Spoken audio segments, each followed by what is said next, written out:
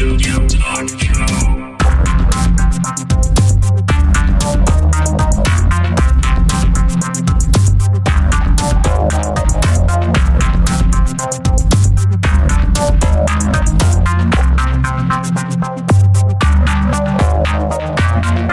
Visual Studio Talk Show.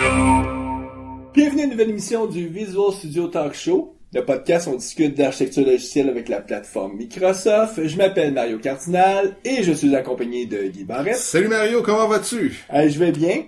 Guy, deuxième journée en ligne, nous, où on enregistre un podcast parce qu'on est toujours à la conférence DevTeach. On est toujours dans la chambre de Richard Campbell. Oui, mais pas la même journée parce que pour nos auditeurs qui auraient écouté l'émission du mois de juillet, donc le mois passé, on avait enregistré à DevTeach. D'ailleurs, on est au début du mois de juillet. Oui. Mais cette émission-là, on va la publier en août. Donc, on va espérer qu'il va faire encore aussi bon en août que notre mois de juillet. Puis à date, la température est pas mal belle. Puis, aujourd'hui, notre invité, c'est Joël Hébert. Salut Joël. Bonjour, mon plaisir d'être sur le Visual Studio Talk Show. Ouais. T'as l'air tout timide. Toi qui es tout. Toi qui es tout le contraire de timide. Donc, Joël, pas ton premier podcast. Non, je pense... Mais ça fait longtemps que t'as fait un podcast. Ça doit faire 2-3 ans, là. Ouais, je pense que c'était au dernier DevTeach en 2013.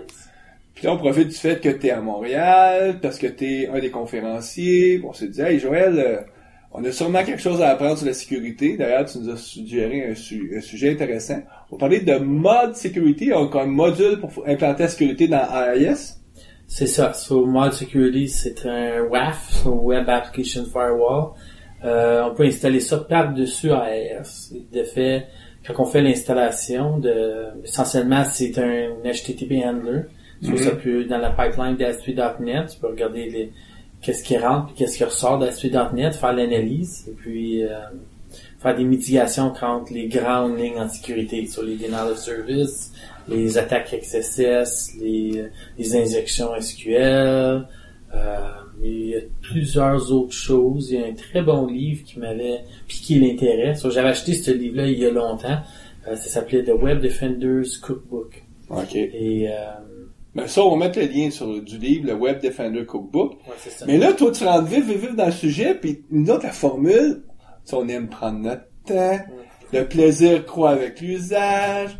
Donc, la formule, c'est toujours de faire un peu ta bio. Guy dirait, Mario, tu passes toujours trop de temps sur la bio, mais mais des fois, c'est rare que nos auditeurs ont des vies banales. Ah, Les auditeurs ou les invités? Non, c'est vrai, les invités. Okay. Quel lapsus. Mais nos auditeurs aussi. Écoute, si on écoute notre podcast, c'est parce qu'on est quand même quelqu'un d'exceptionnel. Les 2000 auditeurs. Joël, bon là, on sait que t'es MVP ASP.NET. C'est ça. Ça fait plusieurs années, là. Ça fait 9 ans maintenant. 9 ans. Ouais, ça date de longtemps. Ben, j'ai hâte à la 10e année que j'aille la plaque spéciale. Ouais, une belle petite plaque qu'ils m'ont donnée. Puis, tu demeures dans la région d'Ottawa. C'est ça, moi je demeure en campagne, un petit village Morewood, peut-être 200 personnes. C'est comme ça je peux faire fumer toute la viande que je veux à l'arrière. Ah ouais. Personne qui dit. Oh, t'es un fan, toi, tu sais, mais du charcoal, mais sur le bois, comment on dit ça? C'est ça, ouais, c'est sur la viande fumée, là, au smoker. C'est ça. Là. Avec un smoker, moi j'aime le Big Green Egg. Mais toutes les affaires culinaires, que ce soit les cuisines françaises ou les affaires de fusion, je m'intéresse à tout. Ah, et puis quand on voit tes photos que tu poses sur Facebook, là, ça met l'eau à la bouche. Et entre autres le fait que tu t'adresses à tout ce qui est les plaisirs de la vie, tu t'intéresses aussi à l'informatique. C'est ça. Moi, j'aime beaucoup l'intégration et puis les services web ainsi que la sécurité. C'est vraiment ces trois éléments-là. De mon jour à jour, c'est ça. C'est l'intégration dans des grands systèmes. La sécurité, ça, c'est qu'est-ce que j'aime le plus. Et mon MVP est en ASP.NET. Ça fait longtemps que j'aime cela. Mais les sites web. Nécessairement, qu'est-ce que je fais du jour en jour. Parce que tu gagnes ta vie comme consultant. C'est ça. Tu travailles principalement souvent pour le gouvernement fédéral. Ouais, la plupart du temps. À Ottawa, beaucoup de consultants travaillent pour le gouvernement fédéral. Hein? Ça va avec la ville, j'imagine. Puis nous, on profite du fait que tu viens à Montréal pour être conférencier à DevTeach. Est-ce que tu avais une conférence aujourd'hui? Oui, aujourd'hui, j'avais 2 sessions. 2 sessions. Donc, j'ai fait une session sur Enterprise Distributed Logging. Ouais. Donc, c'est montrer les astuces, les meilleures pratiques pour qu'est-ce qui a trait au logging dans un environnement très distribué. Ça, c'est avec l'application blog de Microsoft. Celui-là, j'ai démontré 2 éléments. So, il y avait le Transient Fault Application Block, Semantic Log Application Block, mais la part de la présentation, c'est sur le Service Bus pour Windows Server. Là, j'ai démontré les différentes choses que tu peux faire avec le Service Bus, comme la variation entre un queue, un topic, les batching, les deferred messages, j'ai plusieurs affaires. Donc, je voulais démontrer ça dans le contexte du logging d'entreprise, où on doit loguer avec le Java, le PHP, .NET, BizTalk, middleware, dans un élément central, sans avoir une dépendance sur cela. J'ai fait une autre présentation après. Cette fois-là, c'était sur Efficient Transient Fault Handling. Ça, c'était principalement sur le Transient Fault Application. Juste pour nos auditeurs qui seraient peut-être pas familiers, bon, premièrement, si on serait traduire le mot Transient Fault, ça serait des fautes qui sont pas... ça serait quoi le bon mot en français pour ça? C'est une Moses de bonne question. C'est comme une faute temporaire. Ouais. Liée à un réseau. Essentiellement, comme la définition telle quelle, c'est que tu fais une exécution, ton réseau tombe C'est ça, down. Mettons, t'es sur du Wi-Fi puis y a pas de Wi-Fi pendant 10 secondes ou 5 secondes. C'est juste une condition très temporaire. C'est comme une exception de communication, un time-out, endpoint not found exception. Oui, puis dans le cloud, Ça, c'est normal qu'on ait ce type d'erreur-là. Des fois, c'est juste une milliseconde, tu fais une requête, une base de données, ça fonctionne pas, mais tu la refais tout de suite, puis là, ça fonctionne. Parce que, essentiellement, la stratégie que tu dis aux gens, c'est bon, réessayer, bon, puis c'est une des stratégies principales, mais il y en a probablement d'autres que juste réessayer. C'est ça. La fois qui est le fun avec l'application block, c'est que pour faire une extension, c'est très facile. Il y a 2 abstractions. Puis c'est ça que je disais aux gens.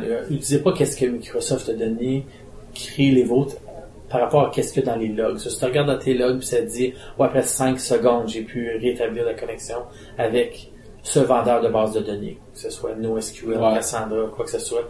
Tu vas avoir un pattern, après ça, tu vas établir cela dans ton extension. Tu vas dire, OK, ben, je vais réessayer après 1 seconde, ou 5 secondes, ou 15 secondes. Mais ça enlève beaucoup de mots de tête. Parce que d'habitude, quand on a ces fautes-là, tu essaies de Parce que c'est pas solide, il arrive pas tout le temps, c'est intermittent, puis c'est dur à le produire. Ouais, t'essaies de le produire, mais t'es pas capable. Ou parce que le réseau, il est à 100%. Parce que quand tu l'essayes, le réseau marche tout le temps. C'est ça. C'est vraiment ça, hein. Là, ça marche. Quand ça marche tout. Là, c'est un peu comme quand tu vas chez ton garagiste, t'as un problème, c'est intermittent avec la voiture. Ça, c'est dur à faire réparer, parce que ton garagiste, il marche bien. Ça fonctionne. Mais hier, il marchait pas, là. D'après ça, faut que tu pratiques tes bruits. Ouais. La voiture faisait bouh. Elle faisait ceci, ça. Le sujet aujourd'hui, on veut parler de mod security. Donc, ça s'écrit MOD, après ça, sécurité en anglais, le mot. C'est ça. Puis, donc, ce que t'expliquais, est-ce que c'est un projet open source ou c'est quelque chose qu'on achète d'une compagnie? Ouais, ça, ce produit-là, il est gratis. C'est sur l'internet, c'est modsecurity.com. L'affaire qui est le fun, c'est que les autres sont comme il y a beaucoup de programmes Bounty de nos jours. Sur leur site web, il y a un... Qu'est-ce que tu veux dire pour un programme Bounty? Ça veut dire que comme, par exemple, Microsoft maintenant offre une somme d'argent si tu trouves certains bugs dans leur projet. Okay. So là, si tu leur envoies puis tu fais partie du programme, ben là, tu peux avoir 10 000, 100 000 Puis eux, ils ont ça aussi. Eux autres, ils ont un projet qui s'appelle XSS Evasion Demo. Ça fait plusieurs années maintenant que ça, c'est sur l'Internet. Puis là, tout le monde envoie qu'est-ce qu'ils appelle un payload. Tu t'envoies comme un segment de XSS pour voir si t'es capable de pénétrer. Si t'es capable de pénétrer, ben là, tu peux avoir... Parce que XSS, ça veut dire que c'est un cross-site... C'est un cross-site scripting, ou tu peux envoyer une injection SQL ou quoi que ce soit. Dans ce cas-là, cette démo-là, c'est pour le cross-site scripting. Mais l'affaire qui est le fun, c'est que une fois que tu installes ce produit-là, tu sais qu'il y a eu des millions d'exécutions. Là, et je vais te demander, c'est pas tous nos éditeurs qui sont des spécialistes en sécurité. Ouais. Cross-site scripting, c'est quoi le problème, puis c'est quoi l'astuce que les hackers prennent pour réussir? La plupart du temps, pour effectuer un cross-site scripting, ils vont envoyer essentiellement, c'est de un script qui est caché comme dans... C'est ça, t'essayes d'exécuter un script sur le serveur du client. So, une fois que pas sur le serveur, mais sur la machine du client. So, moi, je vais sur un site web, là l'attaqueur est capable de faire ou rouler un JavaScript sur mon exécution, ouais, ma session, il est capable de voler, disons, en ASP.NET mon session ID. Comme ça, il peut faire un clickjack. Ou il est capable de faire, de créer un zombie. Comme ça, il peut faire un denial service avec cela. La part du temps, t'entends ça, ce terme-là, un null byte. Ils vont prendre. Ça, je connais pas ça va faire d'entendre ça. C'est un null byte, N-U-L-L-B-Y-T-L. Ouais. C'est un null byte. Là, tu peux prendre avec ton clavier et en créer un. Puis là, tu vas insérer ça dans le tag de script. So, quand le parser essaie de lire le script et dire non, je sais c'est quoi ce mot-là, puis c'est très néfaste, ils vont voir le null byte, il est pas capable de déterminer. Il va juste trouver le SC, voir le null byte, il arrête l'exécution, mais il split les deux. Puis après ça, tu peux continuer avec un autre payload, puis envoyer le XSS. Parce que le but, c'est ça, c'est que tu as du monde malveillant qui veulent exécuter sur ta machine du code en essayant autant que possible de prendre ton identité, par exemple ta session, parce qu'ils vont y trouver un bénéfice. Mais au niveau du cross-site scripting, je pensais aussi qu'une des façons, c'était j'ai mon site web, puis là moi je suis le hacker, j'ai mon site. Là, l'usager qui vient ici pour une façon que j'ignore, là, mais le hacker vient sur ton site web à toi. Donc le hacker finit par exécuter du code JavaScript, mais qui est sur son serveur. Oui, ça, je sais de quoi tu parles. Ça s'appelle un... OK, donc c'est pas le cross-site scripting. Ça, c'est un petit peu différent. Ça, c'est... Il y a une autre technique. C'est pas du cross-origin... Non, ça, c'est ORS. Cross-origin server. Ça, c'est différent. Ça, c'est... D'habitude, l'attaquant, qu'est-ce qu'il va faire? C'est qu'il va aller sur un serveur web, là, il va mettre une espèce de script ASP.NET qui peut envoyer des commandes. Okay. Après ça, il va aller mettre quelque chose de néfaste sur le serveur de quelque chose de populaire, comme ça, il peut y avoir plusieurs zombies. Puis après ça, ce serveur-là va parler à l'autre serveur, lui peut envoyer des exécutions. Comme ça vient pas de sa machine. Puis ça arrive souvent à ASP.NET où ce que les gens, tu donnes la permission à quelqu'un de faire un upload. Au lieu de garder en mémoire, faire quelque chose avec, tu vas l'insérer sur le disque. So là, dans AS, essentiellement, lui, il upload un ASP. Là, ça peut être exécuté. Puis là, à partir de ça, lui, il va sur ton site web, il insère la directive en haut qui pointe à son fichier qui vient de faire l'upload. Il peut envoyer des commandes. Il upload une page web, là, finalement. Là. Oui, c'est au lieu d'envoyer un HTML, tu envoies un ASP. Puis après ça, il est sur AAS, n'est-ce pas? Parce que là, la personne l'a mis en dessous de leur site web. Puis après ça, tu pointes en haut, là, tu prends toute le path, là, tu écris .asp, puis là, tu vas avoir cette espèce de dashboard là, tu peux envoyer des exécutions. C'est très dangereux. Ouais. Donc là, le fameux module Mod Security, c'est un projet open source. Puis, mais qui paye si tu trouves... Une des choses avec cela, c'est qu'il y a une autre compagnie qui fait qu'est-ce qu'ils appellent des configurations ou des sec rules. Puis eux, ils font payer pour ça. C'est ça. Donc, ça là, souvent, t'as un projet open source, puis il y a d'autres à côté. T'as la vraie compagnie qui, elle, fait de l'argent, puis elle utilise le fait du projet open source pour créer du trafic, pour avoir de la visibilité. C'est ça. Essentiellement, tu vas télécharger le produit, tu vas devenir accoutumé au produit, tu vas voir que ça défend bien ton site web. Ensuite, si tu veux aller dans les affaires plus avancées, là, tu vas acheter les autres éléments de sécurité de cette compagnie-là, tu vas les intégrer. Là, ça va changer le tout. Donc là, nous, aujourd'hui, on va parler des fonctions par défaut qui sont gratuites, parce que notre objectif, c'est pas forcément de populariser un produit qu'on doit acheter. Mais donc, la fonction par défaut de Mod Security, c'est quoi la première affaire? À quoi ça sert? Ça fait une analyse essentiellement des paquets qui rentrent, puis après ça peut... D'habitude, moi, je vais le décrire comme ça. Là, tu sais, le OWASP Top 10, où c'est comme le denial of service, l'injection SQL, tout ça. D'habitude, ça va venir combler ceux-là. Puis, qu'est-ce que j'aime bien, c'est que tu peux prendre un site web par défaut ASP.NET, puis faire des exécutions excessives. Là, qu'est-ce que je veux dire par cela, c'est que tu peux prendre un website scanner. N'importe quoi, que d'habitude tu scannes le site web, là, tu vas voir toutes tes vulnérabilités. Si tu exécutes ça contre un site web ASP.NET, ben, il va continuer à rouler. Tu exécutes ça contre un site web qui est protégé par Mod Security, il va arrêter à la première exécution, parce qu'il n'y a pas de header. Ça l'arrête. Si tu prends un outil comme HTTrack qui va copier le site web, Moi, quand je fais des pentests, j'aime ça. Copier le site web sur ma machine. Je pointe ça à un site à ASP.NET, je copie tout le site sur mon site web. Là, tu peux après ça l'analyser et dire, wow, voici comment je vais l'attaquer. Là, je fais pas trop d'exécution, puis là, il y a pas d'alarme, il y a rien qui se passe. Sur là, si j'exécute cela, le MultiQuery, il va l'intercepter, il va arrêter l'exécution. Fait que là, il va couper la requête, là. Il arrête pas le IIS ou il y a d'autres requêtes qui vont pouvoir rentrer. C'est la requête, là, qui est coupée, là. Oui, puis ça va. Parce aussi... que grosso modo, c'est un HTTP handler. Lui, il vient juste se mettre dans le pipeline, puis il analyse. C'est un HTTP module. Donc, ok. Sur le module, lui, avec le pipeline, il va passer 2 fois. Une fois pour le request, une fois pour le response. C'est ça que ça fait. L'autre affaire qui est très intéressante, c'est si j'envoie, il va aussi loguer dans l'Event Viewer. Plusieurs fois, tu vas rencontrer un agent, une personne qui prend soin de sécurité, ils vont toujours te dire c'est quoi les forensics. Qu'est-ce que tu fais pour loguer? Tu vois, quelqu'un va faire une attaque, mais qu'est-ce que tu as fait pour tu as rectifié la situation, tu as dit, quelqu'un essaie de m'envoyer un XSS ou une injection SQL, je l'ai barré, mais est-ce que je l'ai logué? Moi, il va le loguer automatiquement pour toi. Puis après ça, tu peux aller dans les logs, voir qu'est-ce qui s'est passé. Il y a une affaire que je fais dans mon démo demain, ça s'appelle HTTP fingerprinting. Ça, c'est une technique où ce que l'on essaie de déterminer c'est quel serveur que le site web est hébergé dessus.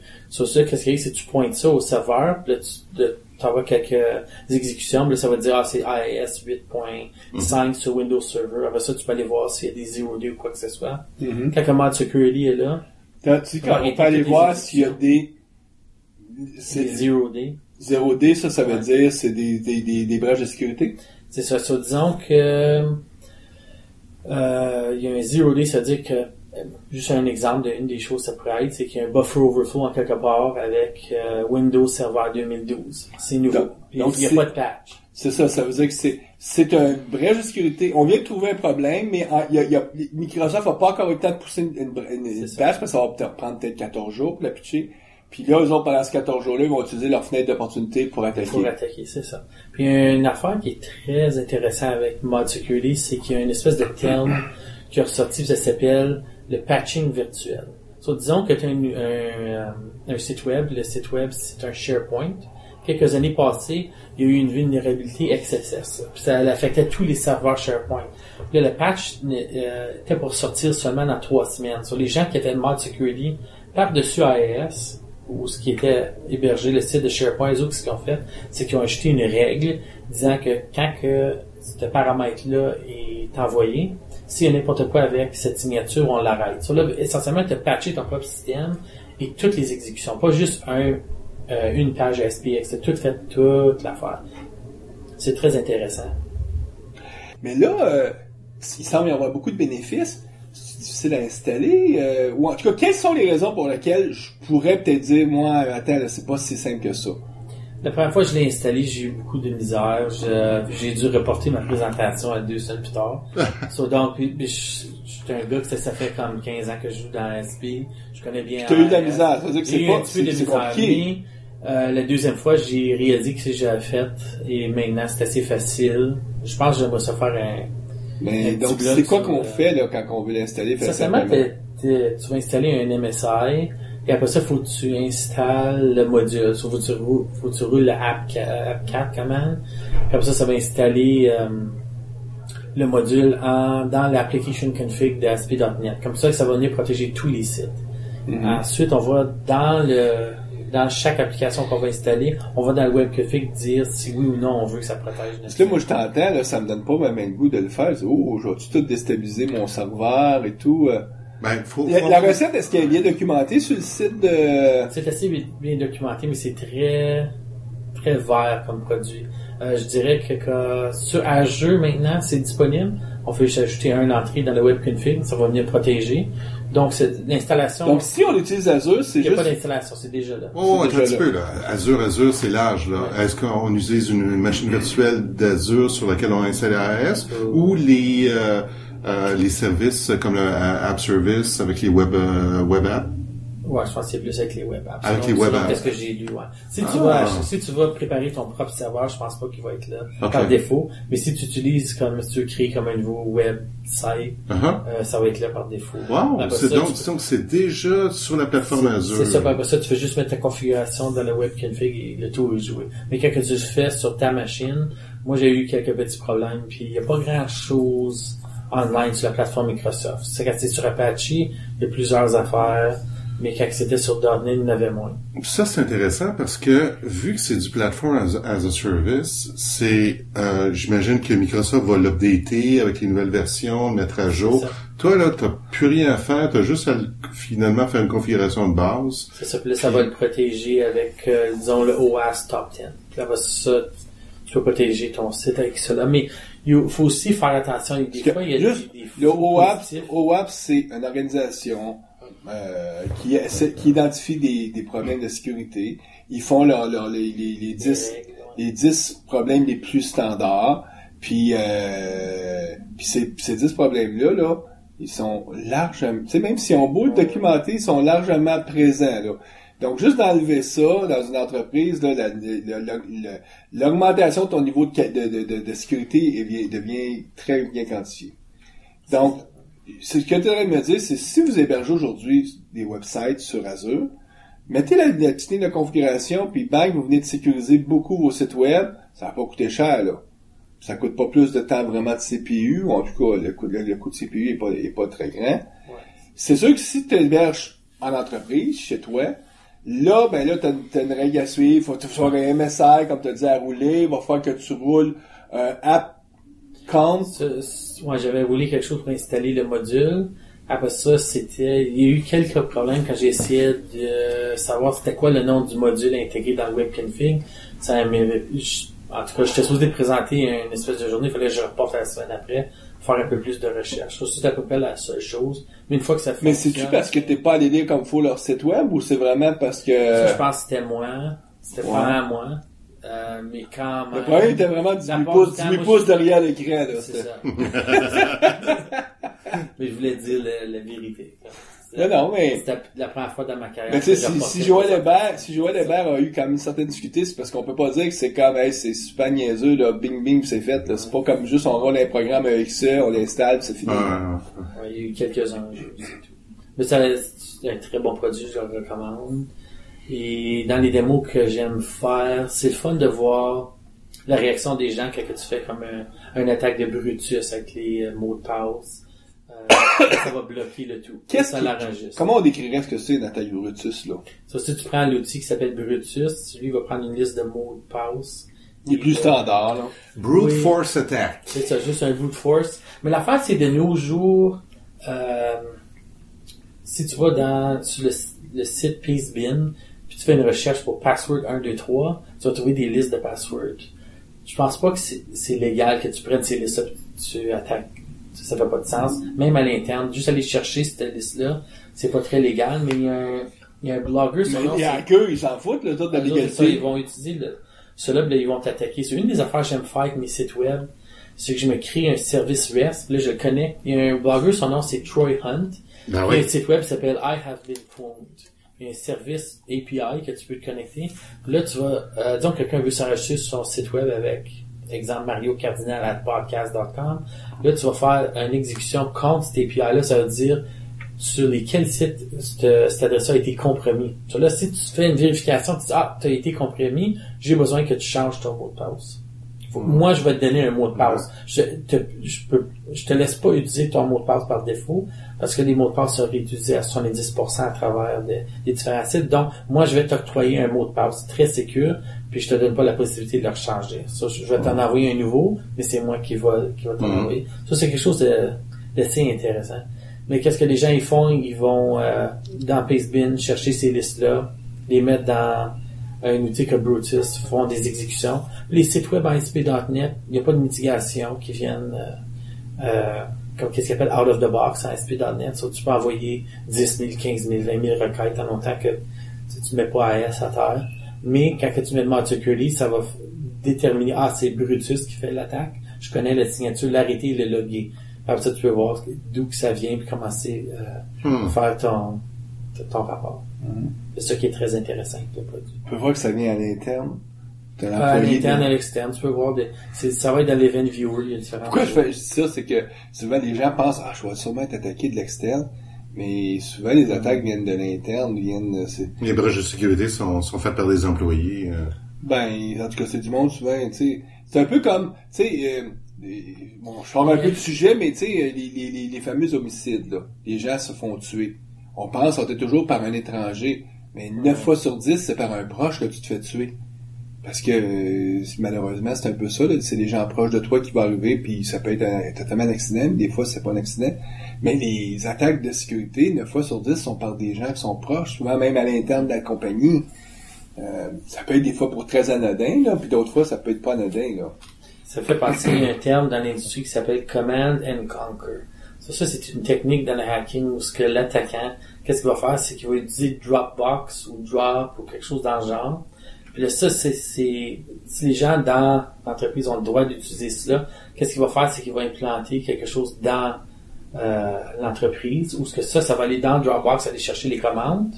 Après ça va aller déposer qu'est-ce que la commande a été capable de ressortir. So, disons que si tu fais un 2 en, je sais pas, MS-DOS, je pourrais sortir le directory, ça va aller le mettre dans Dropbox. Puis dans l'autre commande, dans Dropbox, là, tu vas dire 2. // là, ça va te renvoyer la réponse. Mais qu'est-ce qui arrive, c'est que c'est pas intercepté parce que ça a l'air comme du trafic normal, ça s'en va à Dropbox. Parce que là, qu'est-ce qui arrive, c'est juste du monde qui upload qui download des fichiers, mais c'est quelqu'un qui arrête de t'attaquer. C'est ça, puis il y avait ça Command and Conquer. Là, qu'est-ce qui arrive, c'est que là, maintenant, dans MS-DOS, ou si tu as accès à PowerShell, là, tu peux envoyer des HTTP requests, mettre des mots de passe. Là, cela peut aller lire dans Dropbox ou Drop ou n'importe quel autre produit. Le sharing, que ce soit c'est quoi, c'est Microsoft, c'est OneDrive. OneDrive. So, si ce trafic-là n'est pas analysé, ben là, il y a une possibilité que tu te fais attaquer à l'interne avec ça, là. Puis c'est ça le terme Command and Conquer, très intéressant. Puis ça, mode sécurité peut nous protéger contre ça, ou? Ça, lui, il va pas savoir c'est quoi la différence, essentiellement. Qu'est-ce qui va arriver, c'est que dans le PowerShell, il va y avoir une exécution, puis soit, comment est-ce qu'il va dire, il y a trop d'exécution. Okay. Ou il va dire j'ai pas reçu de HTTP header, donc tu peux pas m'envoyer la requête. Il va bloquer le tout. Ou il va voir que il y a d'autres recettes que tu peux utiliser un petit peu plus avancées. Quand tu commences à utiliser admin, root, il sait que c'est pas quelque chose de normal, il va arrêter le tout. Mais ça, c'est des recettes un peu plus avancées. C'est ça, mais il protège avant tout IIS, là. Parce que là, on parlait de Dropbox, puis peut-être de PowerShell, qui roule pas dans ouais, ça c'est juste comme un à côté. OK. Mais ça c'est pour parler de comme une attaque qui vient de l'externe ou de l'interne. OK, je c'est une des façons qu'on peut envoyer des requêtes à l'interne. Pour AES, je te donne un exemple, ASP.NET, il y a une vulnérabilité de denial of service, et ça c'est, disons que je prends le query string, soit en haut, tu mets le point d'interrogation, tu mets tes paramètres, mais qu'est-ce qui arrive si j'en mets 100 000 paramètres? Tout avec des différents noms, mais je l'envoie. Ben ça s'appelle le hash vulnerability. Denial of service, ben tu vas mettre essentiellement le site, peut-être AES à terre. Dans ModSecurity, ça fait longtemps qu'il y a quelque chose là-dedans pour mitiguer. So, tu dis request link, t'es à la 256. Ça, c'est juste plus des attaques de quelqu'un qui t'aime pas, qui veut vraiment mettre à terre. Bien, des denial of service, il y en a beaucoup, là. La plupart du temps, quand je parle aux gens qui disent, denial of service, c'est pas vraiment si dangereux que ça parce que tu vas juste perdre une journée ou quoi que ce soit. Mais qu'est-ce qui arrive quand c'est comme le 23-24 décembre et les c'est dans le e-commerce, fait que quelqu'un te fait un denial service pendant 4 jours, ben là, c'est une grande fenêtre que tu as perdu. Tu peux te poser la question si c'est pas ton compétiteur qui a subventionné pour avoir le denial. C'est le site de la communauté .NET, là, SDevMTL, il est hébergé sur Meta.com.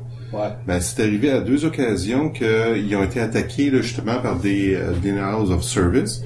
Puis les attaqueurs réclamaient de l'argent. Parce que eux autres, là, ils sont plus capables de faire de business, là. Les gens quittent, là, ce site payant-là, là. Fait que, c'est dramatique, là. J'ai un à côté pour cela. Il y a un hacker. Son nom, c'est The Jester. Puis là, lui, il y a fait un groupe qui a fait un denial service contre lui, contre son site web. Lui, qu'est-ce qu'il a fait, c'est qu'il a pointé son DNS à un de leurs partenaires. On peut pas faire ça dans dans l'actuel, mais c'est très drôle de voir quelqu'un qui est un hacker spécialisé, lui il dit je vais rectifier le tout en pointant. Je sais de ça vient de où, je vais le pointer à un de leurs partenaires. Ça n'a plus du problème. Mais le même hacker a été capable de descendre le site web du Westboro Baptist Church pendant, je pense, c'est comme plus qu'une semaine avec un téléphone. Un téléphone 4G, c'est tout. Avec le trafic généré. Ah ouais? C'est pas mal impressionnant. Avec juste un trafic généré sur un téléphone. Je m'ai toujours dit, une journée, on va avoir une espèce de denial of service énorme. Ça va être à partir des téléphones. Ben là, tu as juste à regarder, là, tu sais, ces derniers jours, on parle beaucoup que beaucoup de téléphones Android qui sont compromis. C'est ça. Mais qu'est-ce qu'ils préparent, ces gens-là, là? Okay, c'est tous ces téléphones-là, à un moment donné, ils vont peut-être tous se réveiller et dire, OK, là, on s'en va, poum! On envoie des requêtes. Si on a accès à l'Internet. Qui rouvre une autre grande ligne. Maintenant, on peut amener nos téléphones au travail. Quand que tu branches ton téléphone dans ta machine, puis que c'est ta machine, ça donne l'emplacement d'où ce que le téléphone est, t'as accès au Wi-Fi, t'as accès à l'Internet, il y a toutes sortes d'affaires qui se passent. C'est très, très, très dangereux. Ouais, parce qu'ils peuvent détecter, dire, ben non, ça, ce téléphone-là, il est dans telle banque. Puis, ils n'ont pas réussi à rentrer quelqu'un, mais au moins, ils savent que ce téléphone-là, s'ils sont capables de prendre possession, il rentre dans la banque, lui. Parce que on connaît, puis là, tu pourras peut-être confirmer ces anecdotes-là. Mais tu sais, il y a eu beaucoup, puis ça doit encore exister, des gens qui faisaient juste laisser dans le stationnement d'une compagnie qui voulait infecter des clés USB. Ouais.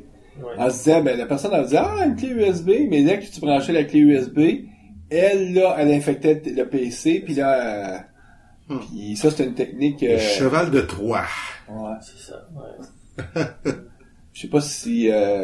bon, c'est peut-être juste aussi des histoires...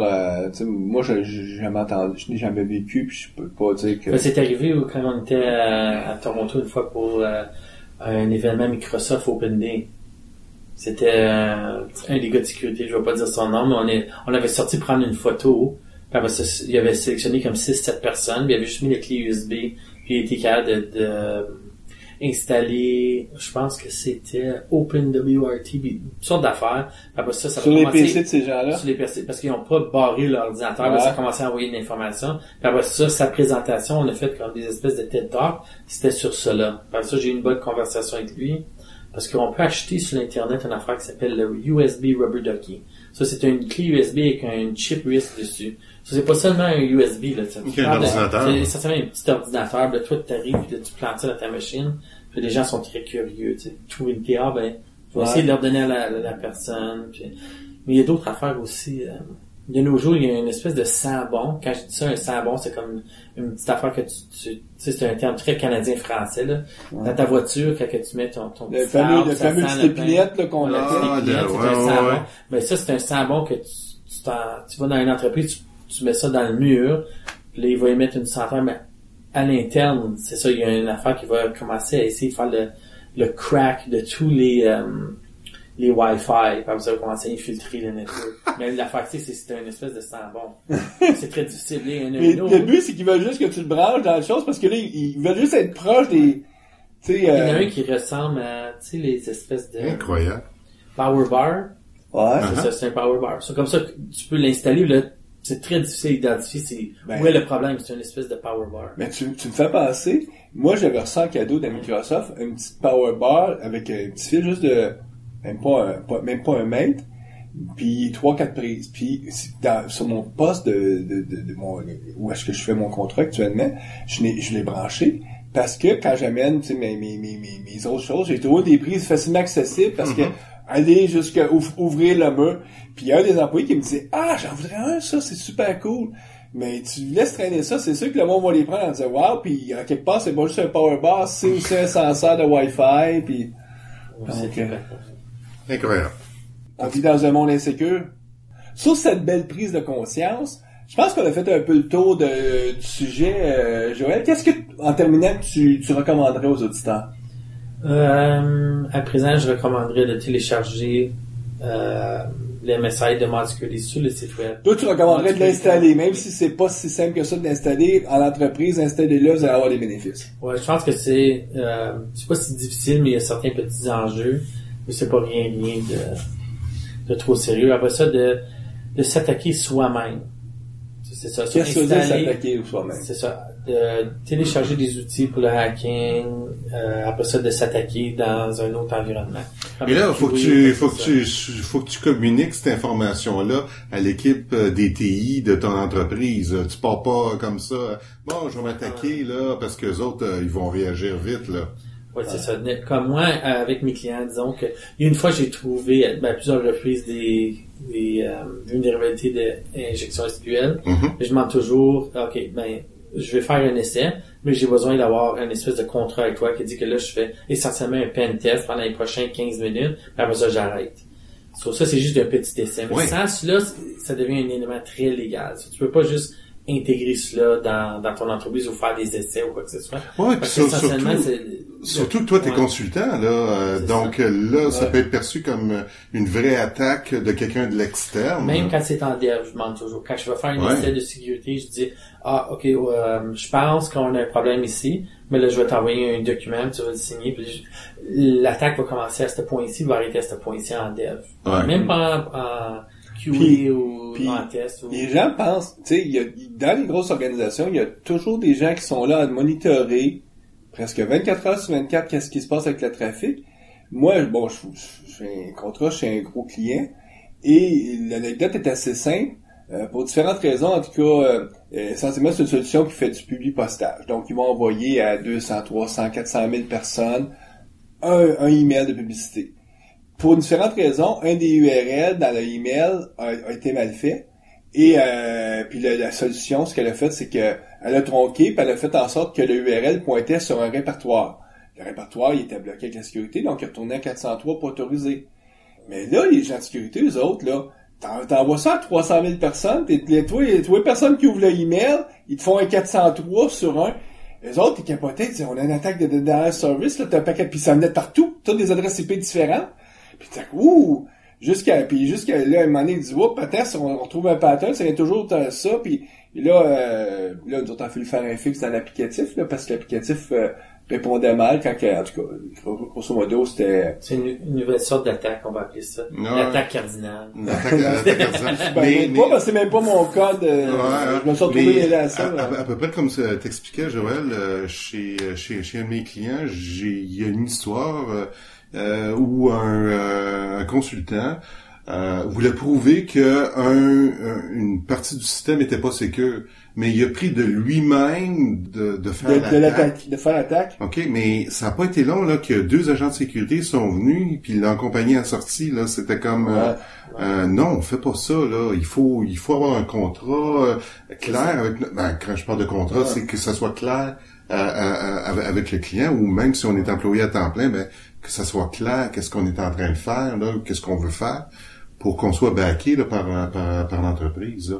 Si on veut bien faire, puis dire je vais m'attaquer là juste pour prouver que je suis correct, mais là si t'as besoin d'un contrat de pen test.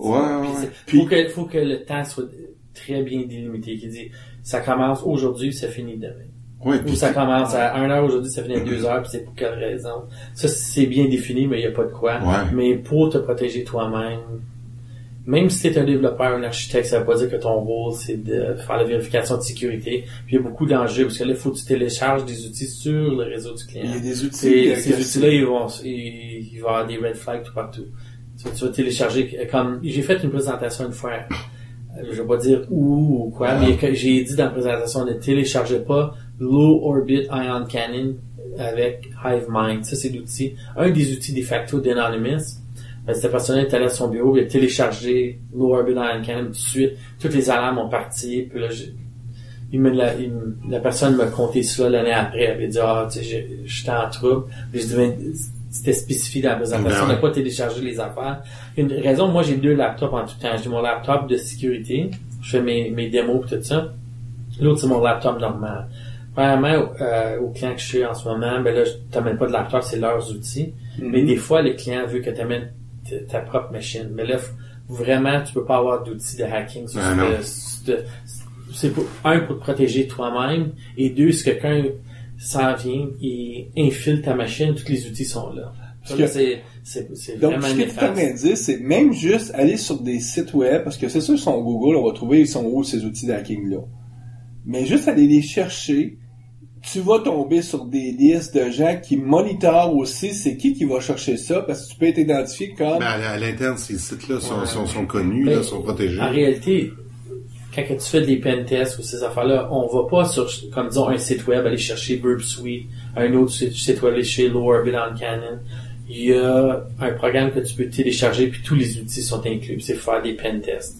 So, c'est pour faire des pen tests, c'est quelque chose qui peut aider une entreprise, mais le problème, c'est qu'une fois que ça c'est sur la machine, là, tu as accès à comme 300 outils. C'est dangereux. Quelqu'un, il fait ta machine, ok, regarde qu'est-ce que j'ai ici. Après ça, ils vont faire un port scan, disons. Ensuite, un attack social engineer. Envoyer un denial of service, faire quoi que ce soit.